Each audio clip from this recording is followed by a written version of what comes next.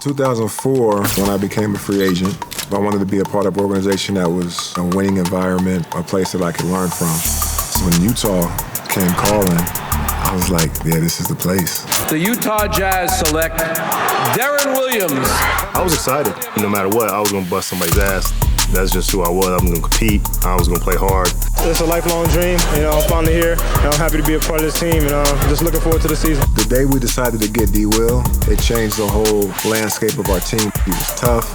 He wasn't afraid of the moment. That's the kind of guy I wanted to go to war with. When you've got Deron Williams and Carlos Boozer, that 1-2 punch, you can beat anybody. Boozer and I's chemistry formed pretty quickly. He was the biggest hype man. He was your biggest fan. Loud.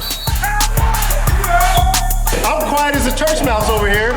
It's him. And we just was talking about this on film. What's up, man? I think we went through similarities where there's pressure of trying to live up to two icons. That's shades of Stockton to Malone right there. But for us, we wanted to do it our way. It didn't feel so bad anymore that Stockton to Malone era was over because the Williams and Boozer era was just getting wrapped up. All of a sudden, D-Will Boozer start to take the world by storm in the NBA. The Utah Jazz are going to the Western Conference Finals.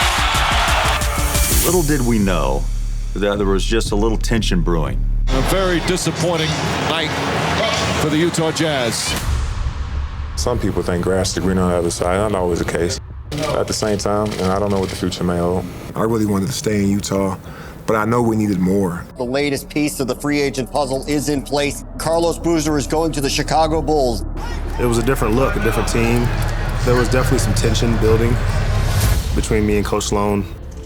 Deron didn't like what we were doing, bottom line. 26 years is a long time to be in one organization. Jerry and I had talked about it before, and we both resigned. My time is up, and it's time for me to move on. Of course, you get blamed for it, which I understand. I definitely didn't handle things right. I wish I could have handled things differently. We have breaking news to tell you about. 2 weeks later, I get traded. Deron Williams. I had a great 5.5 years here. Wish we could have, did a little bit more, maybe won a championship, but God has a plan for everybody, and, this is the plan he had for me.